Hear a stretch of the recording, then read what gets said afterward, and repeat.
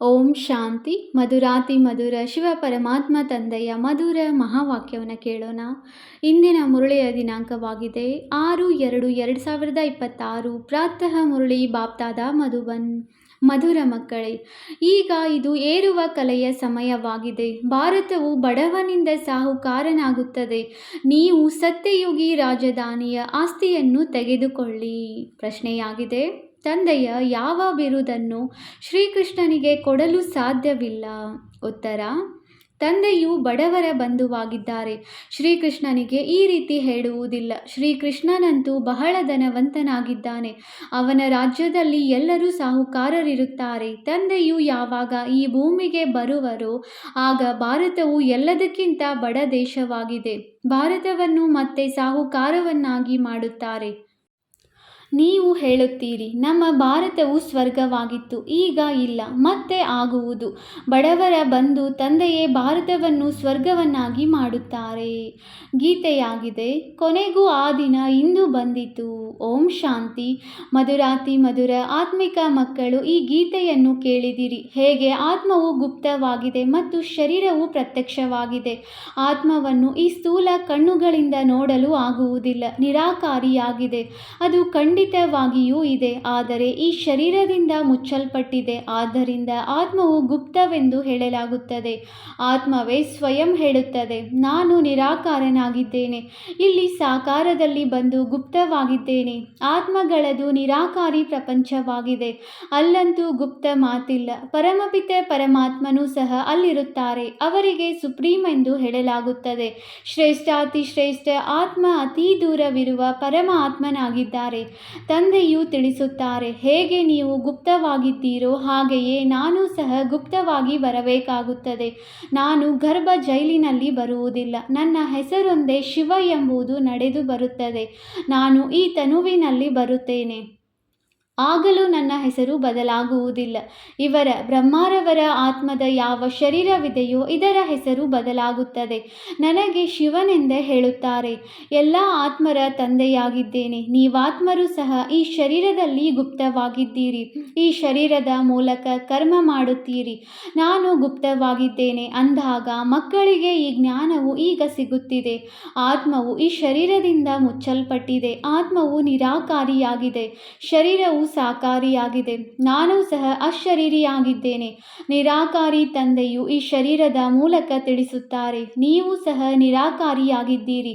ಶರೀರದ ಮೂಲಕ ಕೇಳಿಸಿಕೊಳ್ಳುತ್ತೀರಿ. ನಿಮಗೆ ತಿಳಿದಿದೆ, ತಂದೆಯು ಭಾರತವನ್ನು ಪುನಃ ಬಡ ದೇಶದಿಂದ ಸಾಹುಕಾರನನ್ನಾಗಿ ಮಾಡಲು ಬಂದಿದ್ದಾರೆ. ನೀವು ನಮ್ಮ ಭಾರತವೆಂದು ಹೇಳುತ್ತೀರಿ.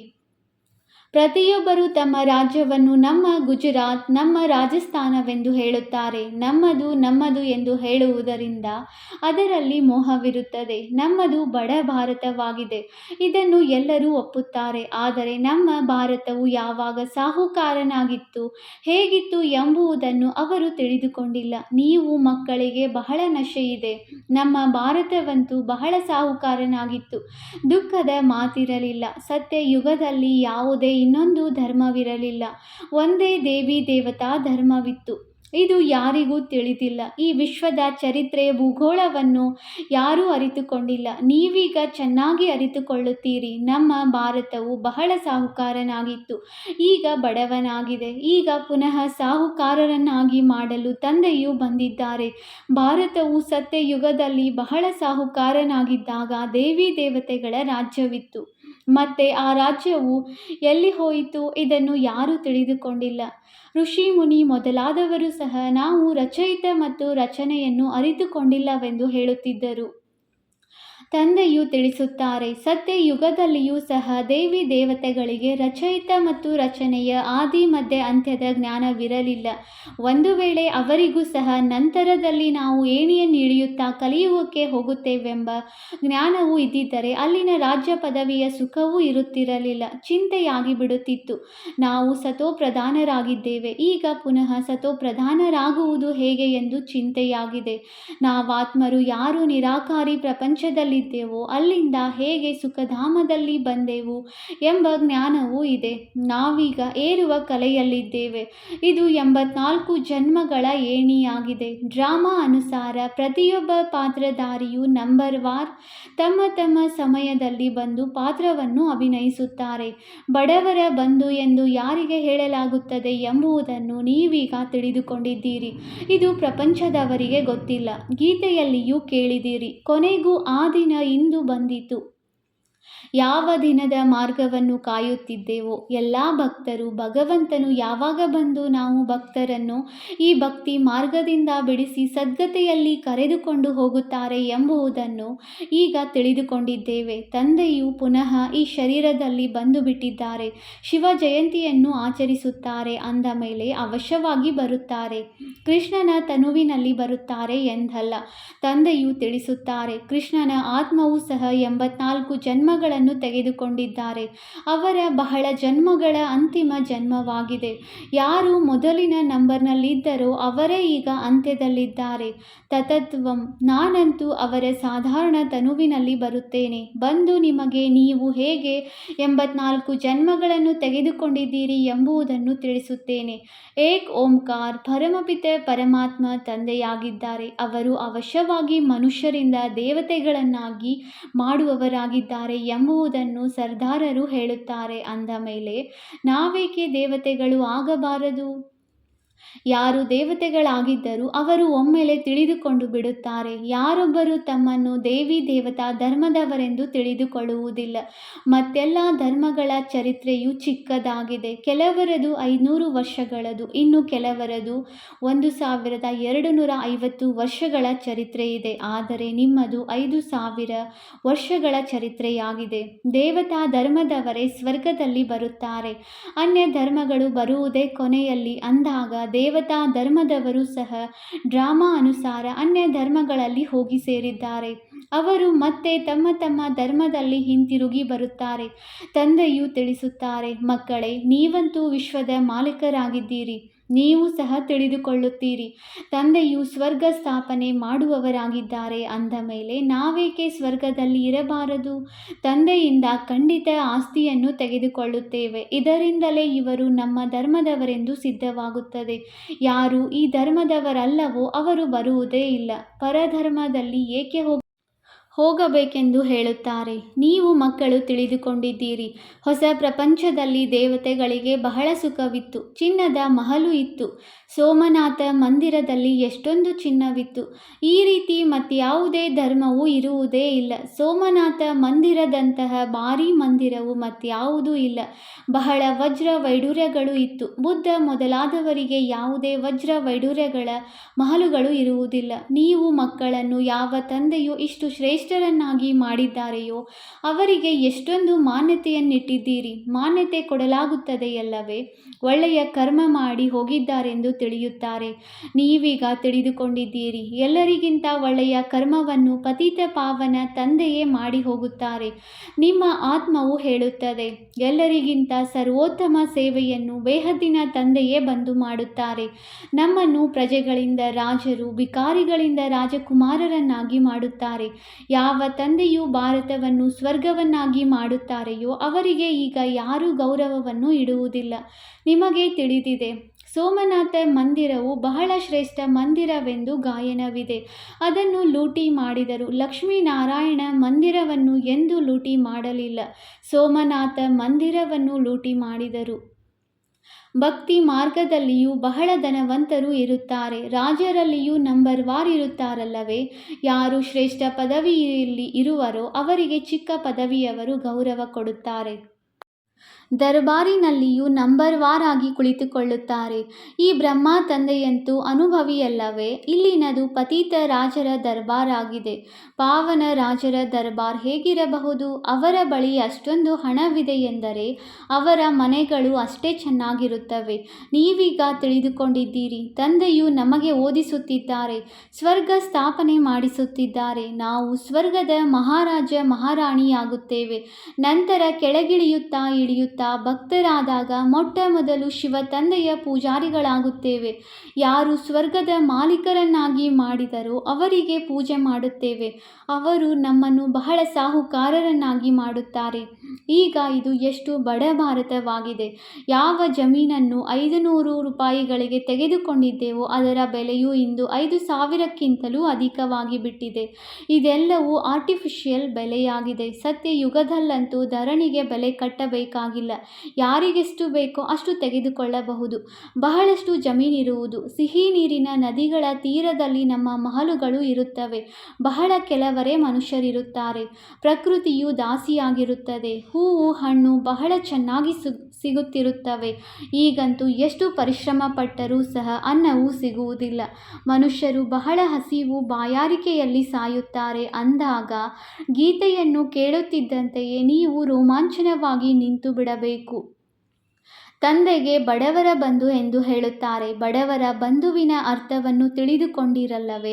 ಯಾರನ್ನು ಸಾಹುಕಾರರನ್ನಾಗಿ ಮಾಡುತ್ತಾರೆ? ಅವಶ್ಯವಾಗಿ ಎಲ್ಲಿಯೋ ಬಂದು ಅವರನ್ನು ಸಾಹುಕಾರರನ್ನಾಗಿ ಮಾಡುವವರಲ್ಲವೇ? ಮಕ್ಕಳು, ತಿಳಿದುಕೊಂಡಿದ್ದೀರಿ. ನಾವು ಪಾವನರಿಂದ ಪತಿತರಾಗುವುದರಲ್ಲಿ 5,000 ವರ್ಷಗಳು ಹಿಡಿಸುತ್ತವೆ. ಈಗ ಪುನಃ ತಂದೆಯು ಪತಿತರಿಂದ ಪಾವನರನ್ನಾಗಿ ಮಾಡುತ್ತಾರೆ. ಶ್ರೇಷ್ಠಾತಿ ಶ್ರೇಷ್ಠರನ್ನಾಗಿ ಮಾಡುತ್ತಾರೆ. 1 ಸೆಕೆಂಡಿನಲ್ಲಿ ಜೀವನ್ಮುಕ್ತಿ ಸಿಕ್ಕಿಬಿಡುತ್ತದೆ. ಬಾಬಾ, ನಾನು ನಿಮ್ಮವನಾಗಿದ್ದೇನೆಂದು ಹೇಳುತ್ತಾರೆ. ತಂದೆಯು ತಿಳಿಸುತ್ತಾರೆ, ನೀವು ವಿಶ್ವದ ಮಾಲೀಕರಾಗಿದ್ದೀರಿ. ಮಗುವಿನ ಜನ್ಮವಾಯಿತೆಂದರೆ ವಾರಸುದಾರನಾದರು ಎಷ್ಟೊಂದು ಖುಷಿಯಾಗುತ್ತದೆ.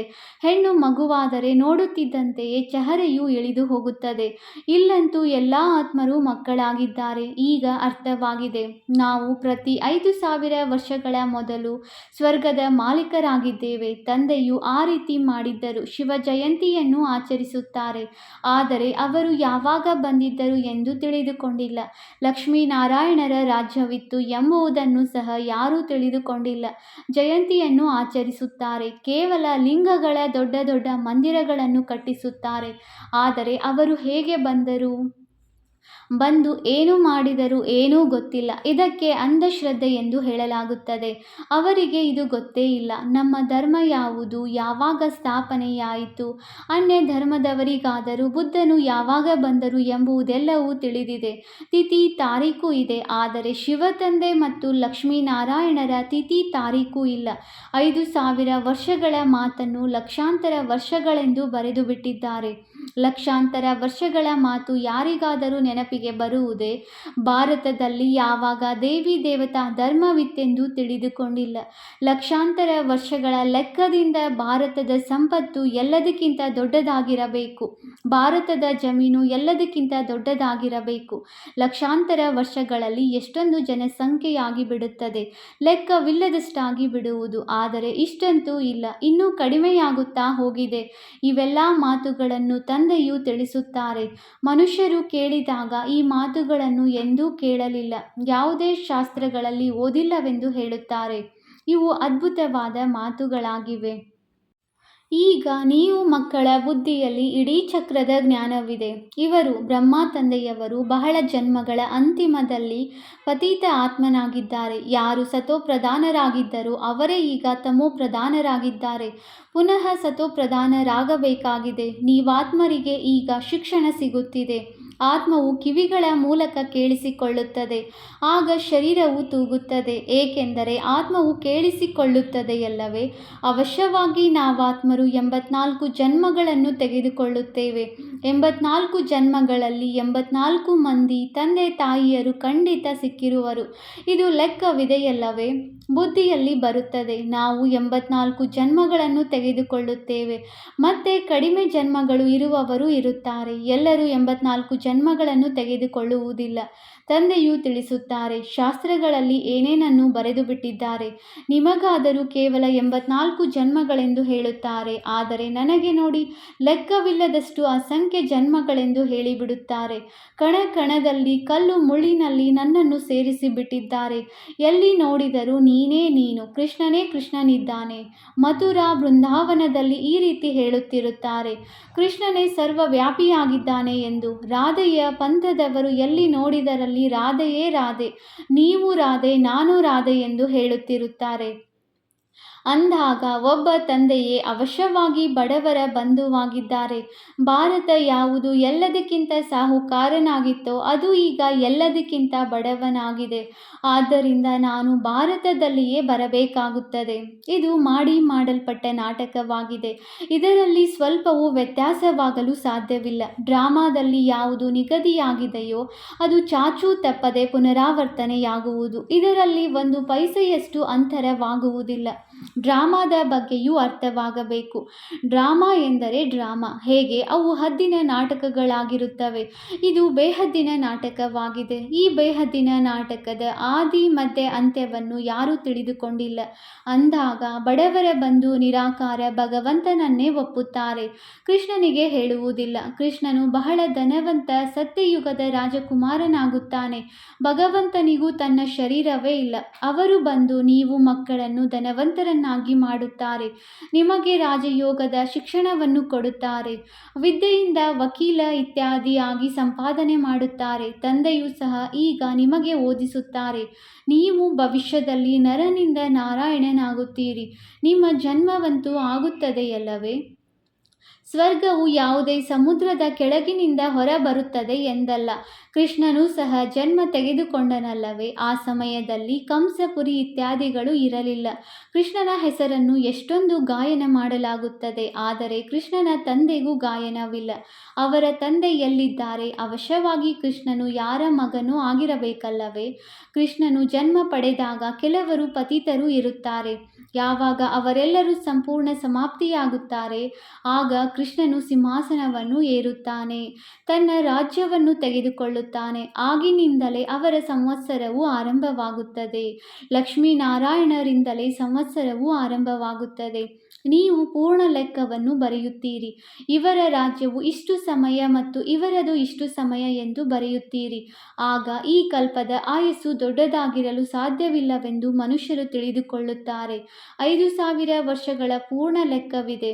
ನೀವು ಮಕ್ಕಳ ಬುದ್ಧಿಯಲ್ಲಿ ಬರುತ್ತದೆಯಲ್ಲವೇ?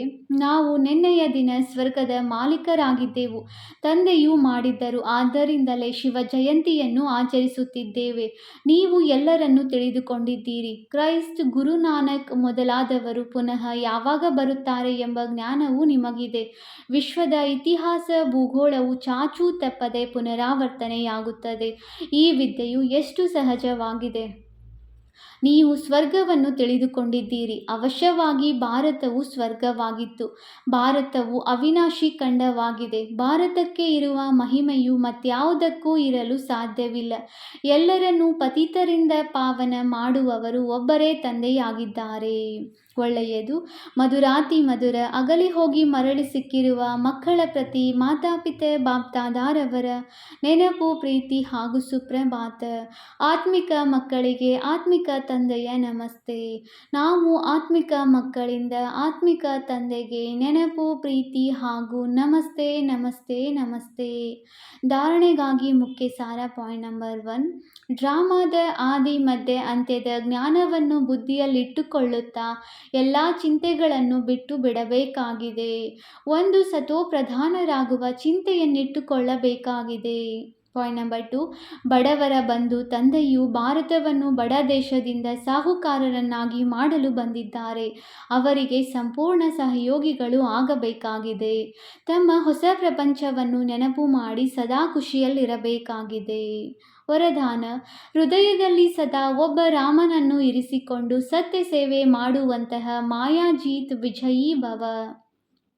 ಹನುಮಂತನ ವಿಶೇಷತೆಯಲ್ಲಿ ತೋರಿಸುತ್ತಾರೆ. ಅವನು ಸದಾ ಸೇವಾಧಾರಿ ಮಹಾವೀರನಾಗಿದ್ದನು. ಆದ್ದರಿಂದ ಸ್ವಯಂ ತಾನು ಸುಡಲಿಲ್ಲ, ಆದರೆ ಬಾಲದಿಂದ ಲಂಕೆಯನ್ನೇ ಸುಟ್ಟನು. ಅದೇ ರೀತಿ ಇಲ್ಲಿಯೂ ಸಹ ಯಾರು ಸದಾ ಸೇವಾಧಾರಿ ಆಗಿದ್ದಾರೆಯೋ ಅವರೇ ಮಾಯೆಯ ಅಧಿಕಾರವನ್ನು ಸಮಾಪ್ತಿ ಮಾಡಿ ಬಿಡಬಹುದು. ಯಾರು ಸೇವಾಧಾರಿಯೇ ಆಗಿರುವುದಿಲ್ಲ ಅವರು ಮಾಯೆಯ ರಾಜ್ಯವನ್ನು ಸುಡುವುದಕ್ಕೆ ಸಾಧ್ಯವಾಗುವುದಿಲ್ಲ. ಹನುಮಂತನ ಹೃದಯದಲ್ಲಿ ಸದಾ ರಾಮನೇ ಅಡಗಿದ್ದನು. ಅಂದಾಗ ತಮ್ಮ ಹೃದಯದಲ್ಲಿ ತಂದೆಯಲ್ಲದೆ ಮತ್ಯಾರೂ ಇರಬಾರದು, ತಮ್ಮ ದೇಹದ ಸ್ಮೃತಿಯೂ ಇರಬಾರದು. ಹೀಗಿದ್ದಾಗಲೇ ಮಾಯಾಜೀತ್ ವಿಜಯೀ ಆಗುವಿರಿ. ಸ್ಲೋಗನ್: ಹೇಗೆ ಆತ್ಮ ಮತ್ತು ಶರೀರವು ಕಂಬೈನ್ಡ್ ಆಗಿದೆಯೋ ಹಾಗೆಯೇ ತಾವು ತಂದೆಯ ಜೊತೆ ಕಂಬೈನ್ಡ್ ಆಗಿರಿ. ಅವ್ಯಕ್ತ ಸೂಚನೆ: ಏಕತೆ ಮತ್ತು ವಿಶ್ವಾಸದ ಗುಣಲಕ್ಷಣಗಳ ಮೂಲಕ ಸಫಲತಾ ಸಂಪನ್ನರಾಗಿರಿ. ಸಂಘಟನೆಯಲ್ಲಿ ಪ್ರತಿಯೊಬ್ಬರ ವಿಶೇಷತೆಯನ್ನು ನೋಡಬೇಕು, ವಿಶೇಷತೆಯನ್ನೇ ಗ್ರಹಣ ಮಾಡಬೇಕು ಮತ್ತು ಬಲಹೀನತೆಗಳನ್ನು ಅಳಿಸುವ ಪ್ರಯತ್ನ ಮಾಡಿ. ಏಕತೆಯ ಸಂಘಟನೆಯನ್ನು ಬಲಗೊಳಿಸುವ ವಿಧಿ ಇದೇ ಆಗಿದೆ.